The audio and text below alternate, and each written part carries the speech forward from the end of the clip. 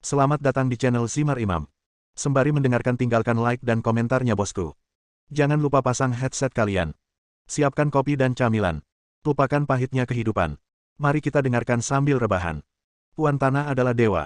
Bab 143. Bai Linglong mengenakan rok profesional, dia duduk di atas Qin Ming, ujung roknya tidak bisa lagi menghalangi pemandangan di bawah roknya. Menyadari bahwa dia telah terekspos, Bai Linglong tanpa sadar menahan roknya dan berkata dengan marah, "Jangan melihat-lihat, hati-hati agar tidak ada lubang jarum." Untungnya, saya tidak melihat apapun. Belum lagi mata jarum, Anda bahkan tidak perlu khawatir tentang jagung. Qin Ming tersenyum jahat dan melanjutkan, namun, sulaman bunga merahnya cukup indah. Kamu. Bai Linglong tahu persis apa yang dia kenakan.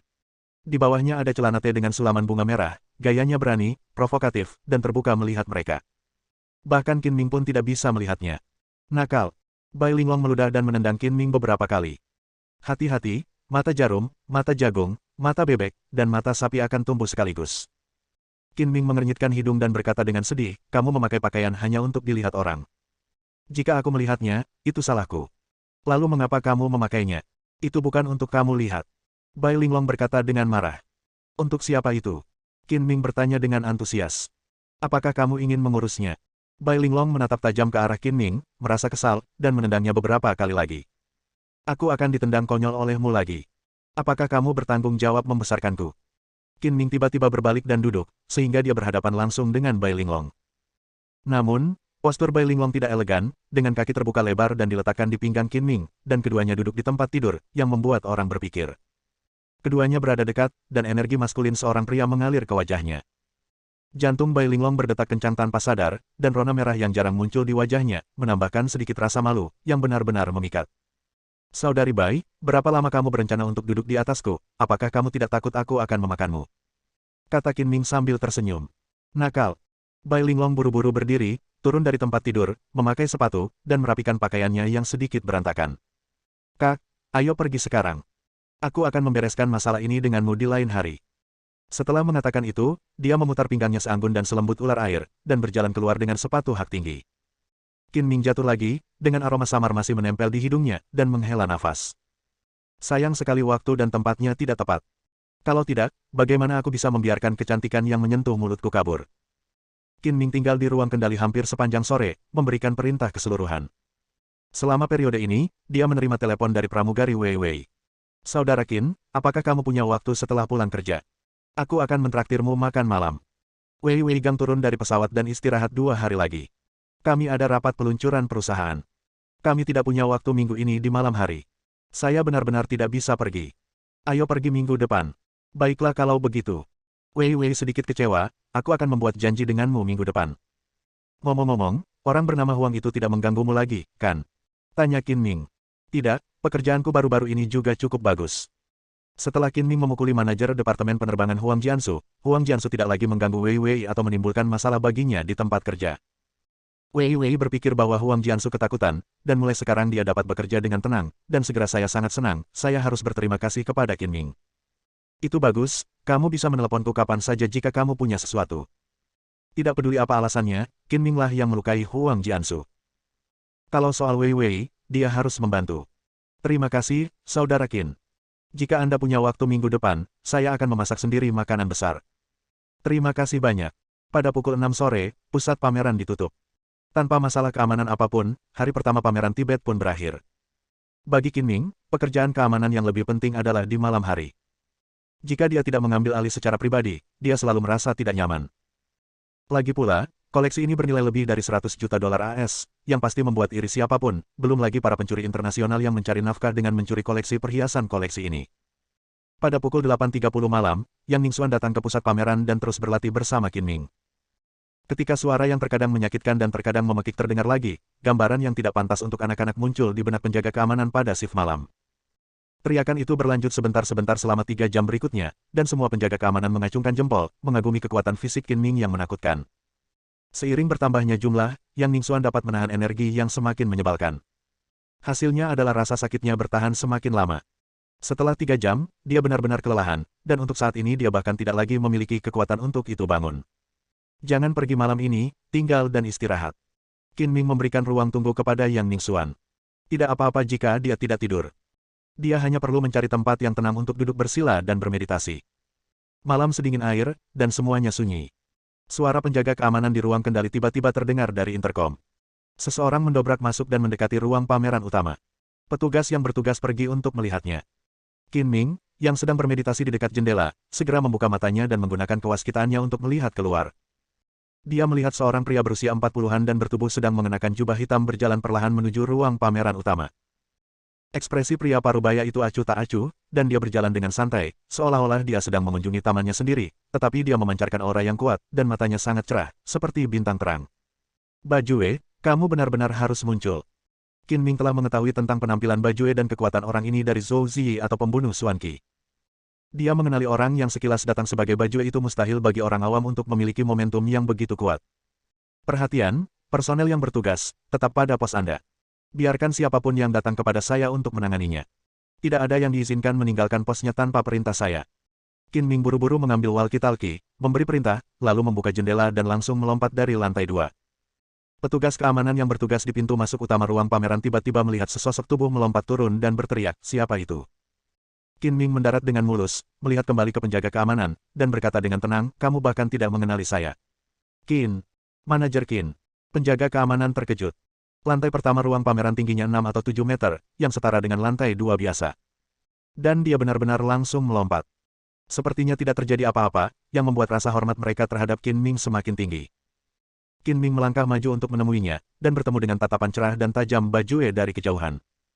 Kegembiraan melintas di matanya. Pembunuh tingkat surga Bajue adalah salah satu lawan terkuat yang pernah dia temui. Untuk waktu yang lama, Qin Ming belum pernah bertemu lawan sebenarnya dan melakukan pertarungan yang bagus. Konfrontasi hari ini dengan Bajue membangkitkan semangat juangnya yang kuat. "Apakah kamu Qin Ming?" Suara Bajue tidak bernada tinggi, tapi menyampaikan keagungan mutlak dan tidak mentolerir ketidaktaatan. "Apakah kamu Bajue?" Tanya Qin Ming, suaranya rendah dan tajam, membentuk konfrontasi balas dendam dengan Bajue. "Tidak ada pemuda yang layak menerima bantuanku hari ini. Merupakan kehormatan bagimu untuk mati di tanganku." Bajue kuat dan percaya diri. Dia terlihat berusia sekitar 40 tahun dari luar, tetapi sebenarnya dia berusia lebih dari 50 tahun dan penuh darah. Dia lebih kuat dari seorang pemuda, yang juga merupakan tanda dari keterampilannya yang mendalam. Ada orang-orang berbakat dari generasi ke generasi, tetapi Anda sudah tua. Era kejayaan Anda telah berlalu. Saya menyarankan Anda untuk melihat kenyataan dengan jelas dan jangan mengandalkan usia tua Anda untuk memamerkan usia tua Anda. Begitu saja. Gigi tajam, mulut tajam, arogansi dan arogansi hanya akan membuatmu mati mengenaskan. Bajue mendengus dingin, darah di sekujur tubuhnya melonjak, jubah hitam otomatis bergerak tanpa angin, mengeluarkan suara berburu, dan momentum kuat mengalir ke arahnya. Hadapi, orang biasa yang berdiri di depannya pasti tidak akan mampu menahan tekanan semacam ini, dan bahkan tidak memiliki keberanian untuk melawan. Akhir dari mengandalkan yang lama dan mengkhianati yang lama tidak akan jauh lebih baik, dan kamu akan mati tanpa tempat pemakaman. Di paruh kedua kalimat, kata demi kata Qin Ming, suaranya berangsur-angsur meningkat, dan yang terakhir kata, diteriakkan, seperti guntur, memekakkan telinga. Sudah bertahun-tahun sejak seorang pemuda berani berbicara kepadaku seperti ini. Malam ini aku akan memberitahumu konsekuensi tragis dari tidak menghormatiku. Mata Bajue tiba-tiba menjadi lebih tajam dan dingin, dan matanya bersinar seperti sebuah obor, membuat orang gemetar ketakutan. Aku sudah lama tidak bertemu orang tua sepertimu yang mengandalkan masa tuanya. Aku akan membiarkanmu memasuki kuburan kematian lebih awal malam ini. Qin Ming tampak bangga dan mendominasi. Berhentilah berbicara omong kosong dan ambil tindakan. Coba saya lihat betapa sombongnya Anda. Bajue tampak seperti seorang master dan mengangkat tangannya dengan nada menghina ke arah Qin Ming. Meskipun Bajue terlahir sebagai seorang pembunuh, setelah dia menjadi terkenal, dia tidak lagi repot-repot menggunakan serangan diam-diam dan cara lain untuk membunuh orang. Dia lebih suka mengunjungi orang secara terang-terangan dan tidak repot-repot menyerang juniornya terlebih dahulu tulangnya. Karena Loes telah terkubur sampai ke lehermu dan kamu sudah tua, aku membiarkanmu mengambil langkah pertama. Jangan bilang aku sudah tua dan tidak sopan. Qin Ming tetap bergeming, stabil seperti gunung, dan nadanya begitu penuh ejekan. Kepalamu sudah ditempel di ikat pinggang celanamu, dan kamu masih berani berbicara dengan arogan. Kamu memang orang bodoh yang tidak kenal takut. Bajue tertawa dengan arogan, dan tiba-tiba mengambil tindakan lebih cepat dari anak panah talinya, dan bayangan di belakangnya muncul. Qin Ming tidak menerima tindakan tersebut dan berbalik untuk pergi, karena ini bukan tempat untuk berkelahi. Pertama, dia takut merusak ruang pameran, dan kedua, dia tidak ingin penjaga keamanan dan orang lain melihat kekuatan aslinya. Titik. Kamu membual begitu keras, kenapa kamu tidak berani menerima tindakan itu? Bajue mencibir, lalu mengejarnya. Keduanya berjalan satu di belakang yang lain, langkah mereka secepat angin, dan sesaat mereka menghilang dari pandangan penjaga keamanan yang mengawasi di kejauhan. Manajer Qin sangat cepat sehingga dia menghilang dalam sekejap mata. Siapa pria parubaya itu? Cepat sekali. Jika mereka mengikuti lomba lari 100 meter, mereka pasti akan memecahkan rekor dunia dengan mudah. Setelah sadar kembali, penjaga keamanan mulai berbicara dengan panas. Qin Ming berlari ke lokasi konstruksi yang sedang dibangun dalam satu tarikan napas dan kemudian berhenti. Bajue mengikuti dari belakang, tetapi bahkan dengan seluruh kekuatannya, dia tidak dapat mengejar Qin Ming. Dia terkejut secara diam-diam, anak ini memiliki beberapa keterampilan, tidak heran dia begitu gila melihat dunia, dia memang seorang pemimpin dan super jenius, tapi dia akan tetap mati di tanganku. Naga tiran bumi melonjak. Saat Bajue berteriak, jarak 5 hingga 6 meter mendekat dalam sekejap. Zenki putih yang berputar-putar di sekelilingnya berkumpul di tinjunya seperti naga yang berenang, dan dia meninju dengan kekuatan yang tak terhentikan, langsung menuju pintu Qin Ming. Bab 144. Bajue pandai dalam serangan yang ganas dan ganas. Pukulannya seperti meteor yang menghantam bulan. Angin kencang menderu-deru dan menembus, dan debu di sekitarnya dipenuhi debu. Zenki putih di sekelilingnya seperti ombak yang bergulung, dan seperti naga yang muncul dari laut, dengan momentum yang mencengangkan. Itu orang tua. Qin Ming tiba-tiba merasakan aliran udara yang sangat menindas datang ke arahnya, seperti kolom air kuat yang dikeluarkan dari pompa air bertekanan tinggi. Dia menilai dari auranya yang luar biasa dan mendominasi bahwa keterampilan orang ini lebih unggul darinya, yang tidak kondusif untuk menghadapi musuh secara langsung. Di tengah petir dan batu api, Qin Ming bergerak ke samping secepat hantu. Karena dia tidak bisa menghadapi Bajue secara langsung, dia menggunakan keunggulan kecepatannya untuk menerobos dengan cepat. Tinju Bajue kosong, langkah kakinya berputar dengan cepat, dan dia mengikuti seperti kilat. Tangannya seperti badai yang dahsyat, sering meninju. Bayangan tinjunya berkedip-kedip, menutupi seluruh tubuh Qin Ming. Tidak ada trik dalam teknik tinjunya, terbuka lebar dan tertutup, lurus dan kuat, seperti dua palu berat yang berputar tertiup angin, mengerahkan kekuatan setiap inci kulit secara ekstrim. Qin Ming seperti jiwa yang menari, sosoknya tidak menentu, dan kecepatannya sangat cepat sehingga hanya bayangan yang terlihat, tidak dapat menangkap tubuh aslinya. Nak, bukankah kamu gila? Kenapa kamu tidak berani menerima serangan itu? Kamu hanya berani melarikan diri dengan kepala di tangan. Bajue mencibir, dan tinju terbangnya menjadi lebih ganas, seperti harimau yang perkasa, tampaknya sepenuhnya menekan Qin Ming. Saya tidak ingin disebut orang tua yang tidak sopan, jadi saya akan memberi Anda 10 gerakan, kata Qin Ming tidak ramah. Beraninya kamu mengucapkan kata-kata sombong seperti itu. Kamu benar-benar tidak bisa menitikkan air mata sampai kamu melihat peti mati. Dia meninju lebih dari selusin kali berturut-turut bahkan tanpa menyentuh ujung pakaian Qin Ming melepaskan api aslinya. Lengannya bergetar hebat, dan jubah hitam di tubuhnya tiba-tiba menghilang. Itu berubah menjadi pecahan yang tak terhitung jumlahnya dan terbang keluar, memperlihatkan otot-otot tubuh bagian atas sekuat betis, siap menggunakan seluruh kekuatannya. Jika kamu tidak bisa mengalahkanku, apakah kamu akan mempertaruhkan nyawamu jika melepas pakaianmu? Saya menyarankan kamu untuk menghemat kekuatan dan melapor kepada penguasa neraka. Bajue mendengus dingin, dan Zenki putih yang melonjak di permukaan tubuhnya dengan cepat berkontraksi ke dalam tubuhnya, tulangnya retak seperti kacang goreng, dan otot di sekujur tubuhnya membengkak, dan seluruh tubuhnya menjadi lebih kuat lagi. Saya tidak menyangka orang tua ini benar-benar mencapai keadaan di mana Qi melebur ke dalam tubuhnya. Benar saja, dia memiliki dua kuas. Saya harus menggunakan semua kekuatan saya. Qin Ming menyingkirkan sikap sinisnya dan ekspresinya menjadi serius. Bagi mereka yang berlatih seni bela diri, menumbuhkan energi sejati atau kekuatan internal adalah tahap pertama yang menentukan. Mencapai tingkat kedua dalam melepaskan energi sejati adalah keadaan kedua. Mereka yang dapat mencapai langkah ini adalah para jenius seni bela diri atau orang tua yang telah mengasahnya melalui akumulasi waktu dan pengalaman. Keadaan ketiga adalah mengintegrasikan Qi ke dalam tubuh seseorang, sehingga Qi dan tubuh terintegrasi sempurna, dan kekuatannya berlipat ganda. Para pejuang yang dapat mencapai kondisi ini semuanya adalah master yang sangat sulit ditemukan di dunia.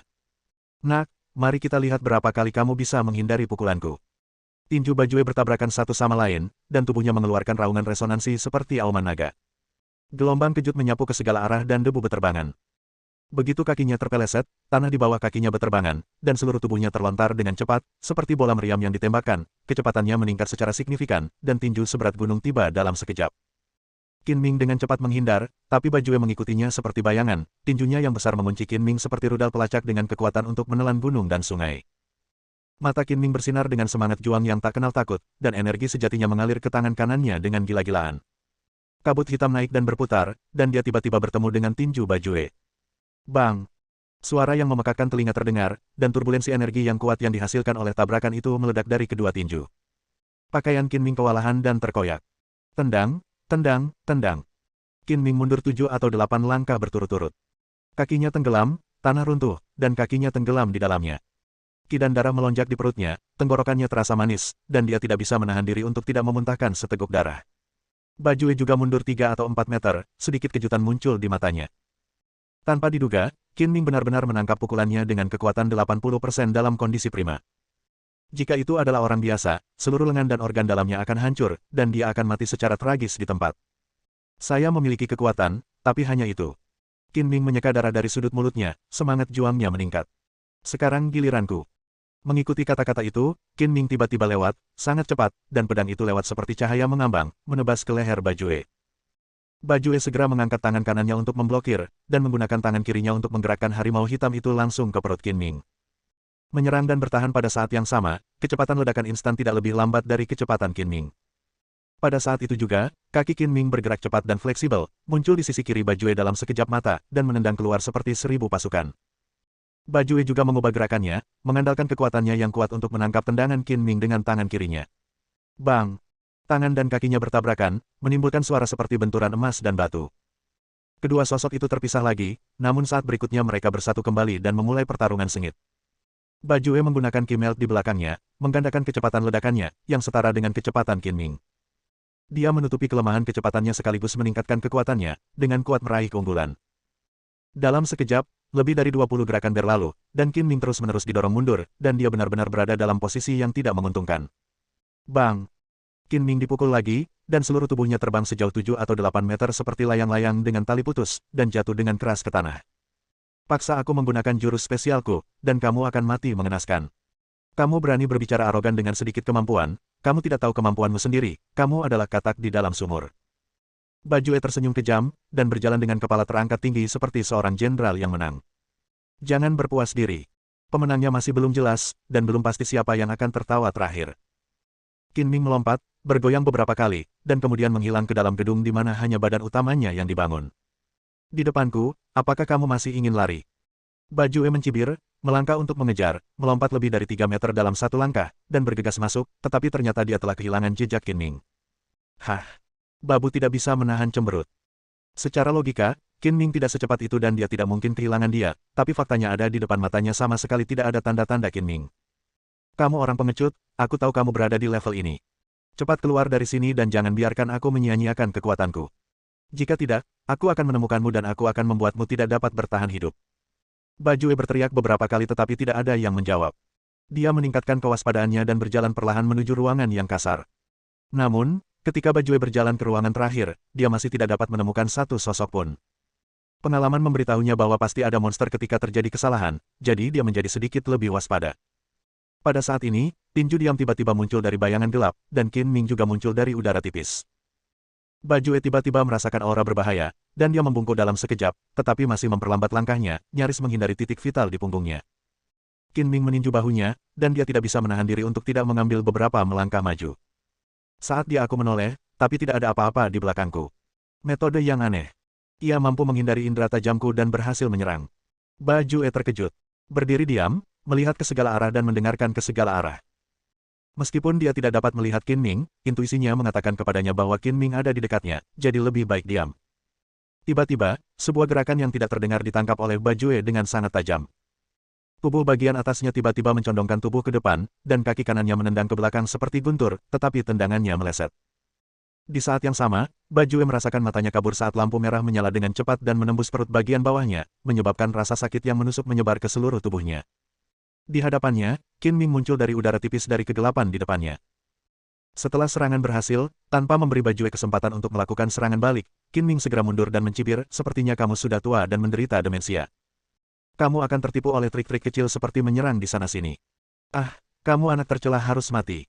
Bajue sangat marah. Terlepas dari lukanya, dia menggunakan seluruh energinya untuk bergegas maju seperti orangutan yang marah, lalu meninju, energinya meledak, cepat dan penuh kebencian. Qin Ming tidak mengelak, tetapi membuat gerakan yang sangat sederhana, mengangkat tangannya untuk menemuinya, dan pedang peminum darah di tangannya menusuk tangan Bajue seperti pisau yang memotong tahu. Pukulan keras Bajue sangat cepat, dan meledak dengan seluruh kekuatannya. Dia maju tanpa ada waktu untuk berhenti, dan tidak ada bedanya dengan mengambil inisiatif untuk memukul pedang peminum darah. Ah! Bajue berteriak kesakitan, dan separuh telapak tangannya terpotong. Qin Ming membalik pergelangan tangannya dan menusuk lengan Bajue di saat berikutnya. Saat keduanya berpapasan dengan kecepatan tinggi, lengan kanan Bajue terpotong menjadi dua, dan darah menetes seperti aliran. Bagaimana, tahukah kamu siapa yang meninggal sekarang? Qin Ming berbalik dan mencibir sambil bercanda. Kamu, siapa kamu? Bajue sangat marah dan kesakitan, seluruh wajahnya menjadi ganas dan bengkok, seperti hantu jahat yang merangkak keluar dari dunia bawah, dan nama seseorang terlintas di benaknya. 4 gelombang orang dikirim untuk membunuhku, tetapi mereka tidak pernah mengetahui identitasku. Yu Shijue masih berani mengaku sebagai salah satu organisasi pembunuh terkuat. Apakah kamu tidak merasa malu? Kata Qin Ming sinis. Apa hubunganmu dengan Raja Bayangan? Bajue menatap Qin Ming dengan tatapan yang lebih jahat dari ular berbisa trik sebelumnya. Tapi sudah terlambat untuk mengatakan apapun sekarang. Bagaimana menurutmu? Kata Qin Ming sambil bercanda. Apakah kamu muridnya? Tidak bisakah aku menjadi Raja Bayangan? Tidak mungkin, jangan menaruh emas di wajahmu. Bajue tidak akan percaya bahwa Qin Ming adalah Raja Bayangan bahkan jika dia membunuhnya, karena Raja Bayangan juga memiliki gelar Raja Pembunuh dan merupakan seorang legenda di dunia pembunuh. Dia juga merupakan Raja Pembunuh paling misterius dalam sejarah. Di dunia pembunuh global, sebuah kompetisi diadakan setiap 10 tahun untuk memperebutkan gelar Raja Pembunuh. Gelar Raja adalah kehormatan tertinggi bagi setiap pembunuh. Semua pembunuh dapat mendaftar untuk berpartisipasi dan menantang Raja Pembunuh sebelumnya. Pemenang akhir akan dinobatkan sebagai Raja Pembunuh, sedangkan yang kalah akan membayar harganya dengan nyawanya. Kompetisi Raja Pembunuh terbaru terjadi 2 tahun lalu. Seorang pembunuh bernama Bayangan muncul dan menjadi pemenang terakhir. Ia juga menjadi Raja Pembunuh terbaru dan memenangkan gelar Raja Bayangan.